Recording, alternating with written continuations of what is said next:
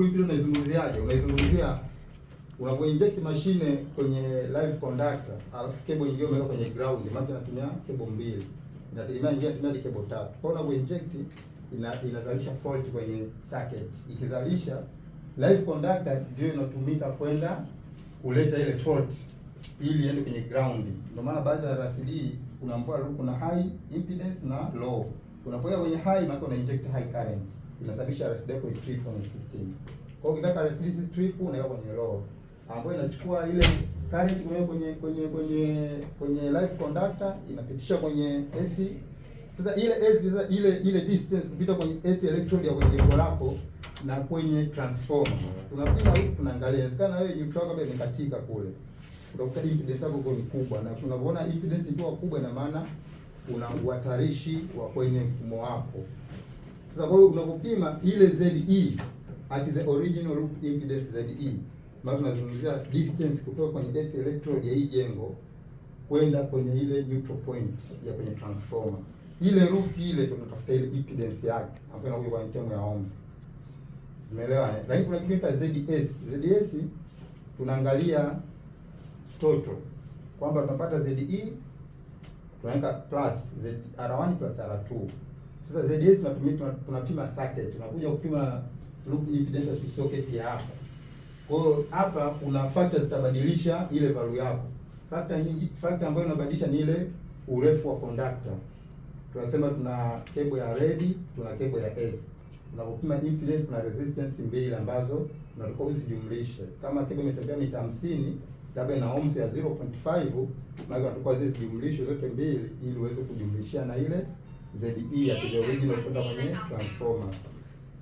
Kwa hiyo mimi nadhani ili tusichelewe sana, tutatumia njia zote tatu. Kama tutapata sehemu husika, tutatumia njia ya kwanza ya hivi vyuma viwili ambapo kuna mashine yetu ya Fuku multifunction ambayo tunaweza kupima. Hii Fuku multifunction ni unit ambayo inapima vitu zaidi ya 7. Hii inaweza kupima hiyo AC loop impedance kwa high current na kwa low current. Inaweza kupima RCD tripping time, RCD pin current. Pia inaweza kupima AC resistance. Tunaweza kupima kwa fall of potential method kwa vile peak mbili. Lakini pia inaweza kupima phase sequence, inaweza kupima voltage, inaweza kupima phase rotation na vinginevyo kwa hii full multifunction. Lakini hii clamp inapima vitu viwili, inapima leakage current na inapima AC resistance. Mara nyingi tunashauriwa kuangalia kiwango cha leakage current kwenye cable zetu za AC. Unaweza kupima AC, lakini je, kiwango cha leakage kipo kiwango gani ili kuweza kumzuia? Kuna baadhi ya maeneo watumia RCD, wanatumia MCCB ili ya load zao, si ndio? Kwa maana tunashauriwa kuangalia kile kiwango cha leakage kilicho kwenye ile AC.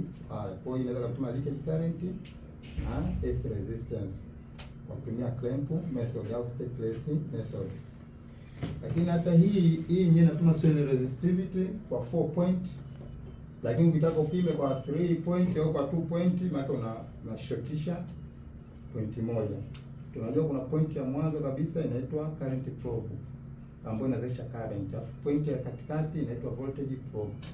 Kwa hiyo kuna ile cable ambayo inatengenezwa kwenye hizo point mbili, kwa hiyo utafuta hii resistance na itapoapia sehemu utapata ile value. Lakini sheria inatuambiaje?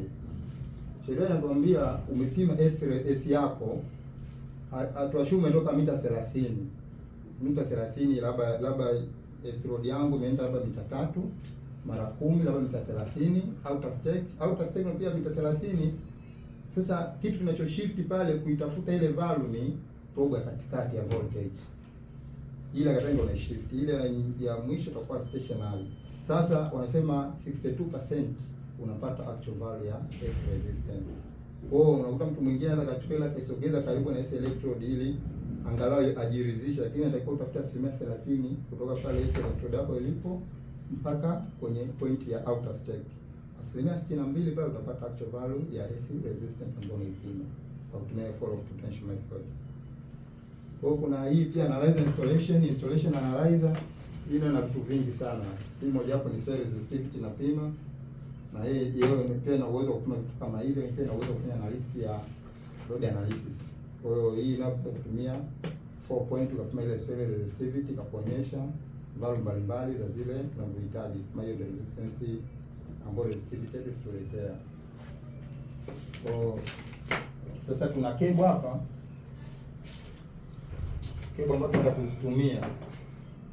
Cable inategemeana na mita. Mara nyingi inatumika nyekundu na njano, lakini nyingine inategemeana. Lakini cable ile ndefu kabisa hii katika kupimia mashine ile ambayo unaona waya yake mrefu, hiyo ndio inatumia kwenye outer state ambayo ni current probe inaenda nje kabisa. Alafu tukaona ile inofuata katikati, hii ni voltage probe ambayo inatumika kwa ajili ya voltage. Ile fupi zaidi ya mita 5 ile ndio na place kwenye electrode yako. Lakini tunajua siku zote bwana, kwenye kudesign AC kuna vitu vingi vinaweza kukusumbua. Mara nyingi kwa tunapingana watu kusema mwingine anaweza kachumvi mkali, lakini design ndio upate value unayotaka. Si ndio? Lakini nature soil ndio itakudetermine wewe uweze kupata ile value. Mtu mwingine anatumia serodi tu pure na akapata value halisi. Lakini kuna njia ambazo nadhani walitoa vikokotoo. Kuna hii BS78 na BS78 nadhani. Walitoa vikokotoo, kuna aina 4 vikokotoo no 3. Ya kwanza kwamba utatumia soil resistivity ku design AC yako ili kupata value ambayo unataka. Ya pili walisema kutumia dimension, kwamba AC load yako inapokuwa, tunasema tunaangalia ile dimension ya AC load. Unapokuwa na upana wa AC load ambao wanakuambia upana wa AC load kutoka kwa milimita 12 kwenda milimita labda 16, wanakuambia inapunguza 10% tu ya value yako. Nikitumia nyembamba sana na unene sana, kwamba walikuwa walifanya mahesabu, lakini njia ambayo ni nzuri ambayo inaweza kukuwezesha wewe kupunguza AC yako ni kwenda chini zaidi. Unapoweka AC load ya kwanza, tunasema ikienda deep zaidi unapunguza 40% ya value yako. Kwamba nasema AC load nyingi wamedesign juu kuna vifungo vya, ndio vile vifungio vile, ukifungua vile unapita coupler zile. Unafunga coupler, unachukua load nyingine unafunga juu. Sheria inataka AC load angalau izame 55 mpaka 58 angalau. Kwa AC load moja kale unakuta hata 55 yenyewe ifiki.